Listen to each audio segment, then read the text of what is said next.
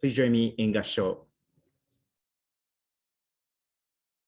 Reverently entrusting myself to the teaching, practice, and realization that are the true essence of the Pure Land Way, I am especially aware of the profundity of the Tathagata's benevolence. Here I rejoice in what I have heard and extol what I have attained. Namo Amida Butsu. Namo Amida Butsu. Namo Amida Butsu. Namandavs, namandavs, namandavs, namandavs, namandavs. Namandav, namandav. Well, once again, I'd like to thank everyone and Reverend Kuwahara, along with the Berkeley Buddhist Temple, for kindly inviting me to your fall Ohigan service. I have to be frank, it's not the same being here in my own hondo, at my own temple, all here by myself, doing my own recording and these kinds of things, and speaking in front of a camera as opposed to in person. And I have no idea who's on the other end of this camera. And so it makes it feel really disjointed and not really organic in some ways. But I do certainly hope that we get back to in person so that I would be able to see your lovely temple and all your wonderful faces again. That would be fantastic. Berkeley has a lot of history, and it's a very special place. So please remember that you yourself, as members of the Berkeley Temple, are in a special location.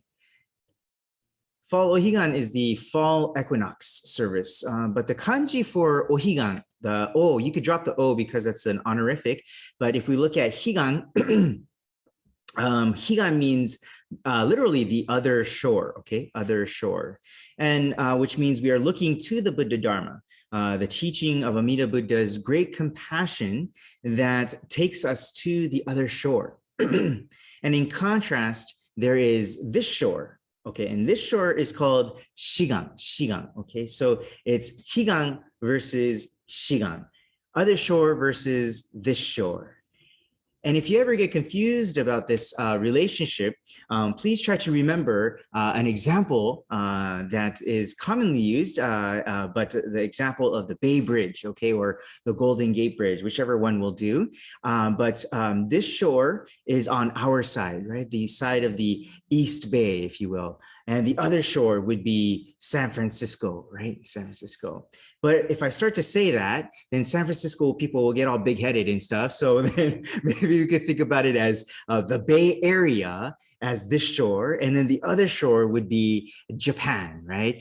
You kind of get what where I'm going with this analogy about this shore and the other shore in contrast. So I don't know if you ever heard of this, but our tradition is usually referred to as the easy path, quote unquote, okay, easy path. And it is, quote unquote, easy because we only have to rely on, and say the name of Namo Amida Butsu, Namo Amida Butsu. What does that mean? Well, that's it. That's the story, right? So we don't have to go live in the mountains and practice for hours on end. We don't have to follow a strict code of conduct that all monks have to follow. In contrast, other forms of Buddhism are very hard because you have to carry out difficult practices like sitting meditation, or constant repetition of the name, right? Or constant walking meditation, et cetera, right? If you're a part of these traditions, you have to say goodbye to, drinking parties and hanging out into the wee hours of the night and eating meat, or just living a regular, comfortable life, right? The life of a monastic monk is grueling. It's grueling. It's extremely hard and arduous work. These schools are called the path of the difficult practice, okay, the difficult practice. So one of the ways we can look at this in the analogy of the Bay Bridge is that we cross the bay by swimming across the bay, literally swimming across the bay, okay? And that would be very hard to do. That would be very hard. It's very time consuming to do that, and it takes a lot of effort. However, the easy path, in contrast, is to understand that there is a bridge that allows us to cross the bay very easily. Because of this bridge, many people, all people, can cross over the bridge. They can cross over the bay, right? They can walk across, they can drive across, they can take an Uber or a Lyft, right? They can take a city bus or a charter bus or a shuttle bus. You know, these possibilities are there only because the Bay Bridge was there in the first place, right? All we have to do is rely on this bridge, trust this bridge, understand this bridge and what it does for us in order to get across this bridge, right? No one would think any less of us for taking this bridge. Why? Because it's a bridge. That's the point of a bridge, to get us across the water, right? And that's what it's for, right? So we should be proud that we are known for being the quote unquote easy path. It is a path for anyone. It is accessible to everyone, all sentient beings, okay? So Amida Buddha's great compassion works in much the same way. Amida Buddha sees how many people are not able to cross the bay. In fact, many people don't see the need in crossing the bay. They just want to stay on the side that they're familiar with, right? But still, others are sick. They are not physically able or capable to cross the water on their own. What happens to these people? Are they just simply not allowed to cross over to the other shore? If that was the case, no one or hardly anyone would be able to get to the other shore. However, the Buddha sees these people and says, I got you, right? Don't worry. The people that can make it across on their own will go on their own. But for those of you who can't, for whatever reason, don't worry. I'm going to figure out a way for you to be able to cross. You are not alone, and you don't have to go about this alone, right? I am here for you. This is what Amida Buddha tells us. And that becomes the magnificent Bay Bridge. Amida Buddha has completed this bridge for us. All we have to do is rely on this bridge that will get us to the other side. And that is the significance of the Nimbutsu teaching. So what is the bridge to the Pure Land called? Right? I'll give you a second, try to guess. But yes, it's the Nembutsu Bridge, the Nembutsu Bridge. And Amida Buddha built this Nembutsu Bridge. The Buddha had the idea, implemented the idea, and actualized the idea. And that idea is the bridge called the Nembutsu Bridge. The place that we get to is called the Pure Land. The other day, I came across a very intriguing passage, and it reads as follows. It's in Japanese, so I'll read the Japanese first, and then I'll translate it into my own words. It reads, 救いとは答えではなく、問いが見つかることである。答えは一生を決めつける。問いは一生を歩ましめる。救いとは答えではなく、問いが見つかることである。答えは一生を決めつける。問いは一生を歩ましめる。と書いてあります。And that would be in English, in my rendition of that, it would be, quote unquote, spiritual liberation is not to have answers. It is to have questions. If we come to an answer, we jump to conclusions about what life is supposed to be. If we come to the question, it makes us walk on the journey of life. So spiritual liberation is not to have the answers. It is to have questions. If we come to an answer, we jump to conclusions about what life is supposed to be. If we come to the question, it makes us walk on the journey of life. Such a powerful and deep statement. This is something that spiritual liberation, this is saying that spiritual liberation is not to come to the answer of life, right? It's very counterintuitive, right? It does not bring us to say that life is this. We are supposed to live like this. We need to be like this. We need to think like this, right? If we do not do these things, then we are not living correctly, right? Or we are not living piously, or we are not living justly or morally, right? But this is not what spiritual liberation is about. Actually, as a matter of fact, many times when we do think we have the answer, we impose this answer onto other people. We impose this onto ourselves. We say, life is supposed to be like this, right? I should be like this. You should be like this. Society should be like this, right? We make all these demands to ourselves and onto others. Then when things don't go the way we believe they should be going, we get angry. We get jealous. We hold grudges. We start to mock and disdain others for what is really our own misguided way of thinking. The examples that I can give are endless. So I'm not going to go into that now, but I'm sure you can think to yourself, many of these examples playing out, right? If you just watch the news, right? It's everywhere. It's everywhere.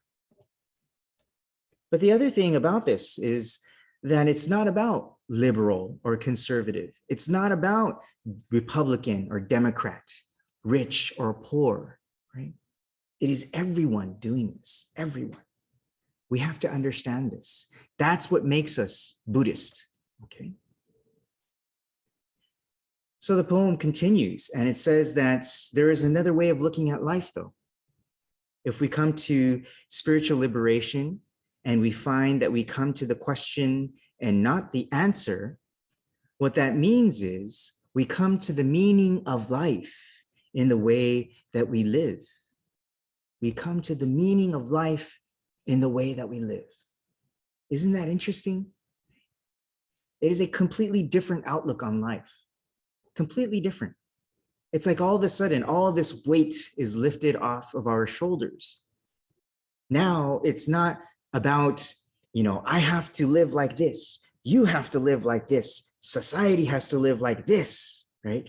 This is what the answer is. You have to do according to what this says, right? Where we get stressed out because the world doesn't operate in the way we feel that it should be working, right?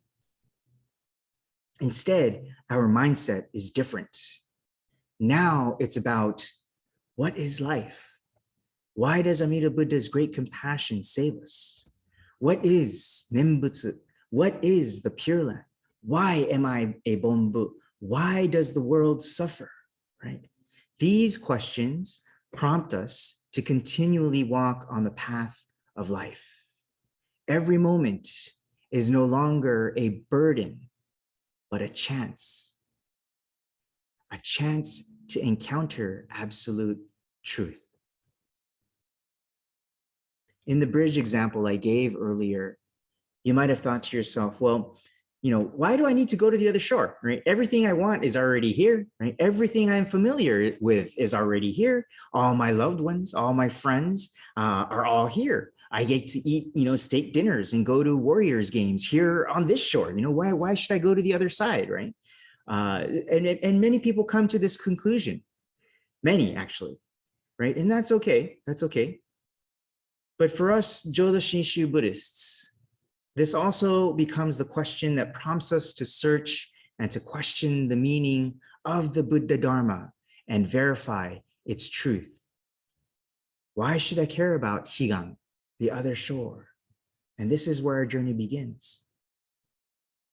So as we continue questioning, walking the path of life and experiencing the different things that we see in life, all of these things become the ways in which we verify the truth of the Buddha Dharma, the truth of Amida Buddha's great compassion. That's why this religion is so hard to retain continuing members, or it's hard for this religion to attract new members, right? In some sense. We don't have quick one-size-fits-all answers, right? And we can't provide nice little sound bites, right, for everyone to use in their daily lives. It's very hard to find these things, right? In a sense, There is no elevator pitch to this religion. There is no instant gratification that we can offer people who just come to one of our Sunday services, or just a few, right? This religion isn't about offering a few minutes of relaxation and meditation so that you can better focus on your daily jobs or lower your stress levels, right? That is not what religion is about. And that is certainly not what Jodo Shinshu is offering us. Jodo Shinshu instead offers you the ability to question. It offers you the freedom to live an authentic life, not bogged down by what a religion's dogma tells you how to live. You choose the life that you want to live, right? But at the same time, this religion lets you know that you can fall and it will be okay. Life is not about trying to meet this bar and that if you make it, you're going to be okay, but those who don't make it are not going to be okay. That's not what this religion is about. It's not about telling others how to live their lives, right? Rather, life is about coming to the awakening of your true, authentic self, and that you are going to be okay, no matter how many times you might fall. And even if you don't get up, you are still in Amida Buddha's embrace. Think about the audacity of this religion to be able to say something like that. To be able to say to its followers, you have to come to your own meaning in this life. And all of this, and yet all of this is made possible by Amida Buddha's great compassion. There is a popular Buddhist reading, and it reads like this. Again, it's in Japanese, I'm sorry, so I'll translate it into English. 咲いた花を喜ぶ者は多いが、咲かせた根をねぎらう者は少ない。咲いた花を喜ぶ者は多いが、咲かせた根をねぎらう者は少ない。Which translates to, there are many who enjoy the flowers that bloom, but few will appreciate the roots that allowed the flowers to bloom. Again, there are many who enjoy the flowers that bloom, but few will appreciate the roots that allowed the flowers to bloom. You are the Sakura flower, right? I know it's the wrong season, but okay, let's go with Higanbana, okay? Spider lily, okay? You are the spider lily, okay? You are the flower, right? You can live authentically, but hardly anyone gives credit to, hardly anyone appreciates or gives deep gratitude for the root that made the flower bloom in the first place, right? Why? Because they can't see it. It's underground, right? And most people only want to believe what they see, right? But what these same people mostly don't realize, right, is how much they don't see, is how much they can't see. So I've heard of this before myself. You know, my friends tell me, I don't like religion. It's all a bunch of mumbo jumbo. I only believe what's presented to me. I only believe what I see, right? But unfortunately, these people, most of these people, many times, what they see is extremely limited, right? And that's an extremely limited worldview. The way to look at this world is only what you can see. That's very limited, right? And these people don't realize how much they are not seeing, how much they don't realize, right? Amida Buddha is the root. Amida Buddha is the fundamental aspiration for the liberation of all sentient beings. Amida Buddha enables you to live an authentic life. You are not required to meet a set of standards. You are not required to meditate for hours on end. You are not required to sever your ties from your family members, right? Or to live an ascetic lifestyle somewhere out in the woods in complete solitude. Nevertheless, Amida Buddha is calling out to you, telling you that you are okay just as you are. All you have to do is question life, question the Nembutsu, question yourself and the preconceived notion that you have of life, this religion, and etc. Question your own journey, right? And what the meaning of life is. This is how you converse with Amida Buddha, with absolute truth. This is how you live spiritually from a Jodo Shinshu perspective. This is how you live in accordance to the Nembutsu teaching. But don't question for the sake of forsaking, right? Don't question with resentment. Question honestly and intently, all while you say the Nembutsu and continue to walk on the Nembutsu path. Only then will this religion reveal itself to you through your life experiences. So again, there are no elevator pitches in this religion. There is no instant gratification in this religion. There is, however, a promising journey. Right? And that is what this religion offers. It offers you your own customized spiritual path in which you can live in hope, in courage, and in joy. So for this reason, let us continue to listen to Amida Buddha's calling voice and the great aspiration for all beings to attain spiritual liberation. This is known as Amida Buddha's Hongan, the fundamental aspiration. Let us say the Nembutsu together to contemplate, remember, and reflect on the great root that allows us to live authentically. Please join me in Gassho. Reverently entrusting myself to the teaching, practice, and realization that are the true essence of the Pure Land Way, I am especially aware of the profundity of the Tathagata's benevolence. Here I rejoice in what I have heard and extol what I have attained. Namo Amida Butsu. Namo Amida Butsu. Namo Amida Butsu. Nam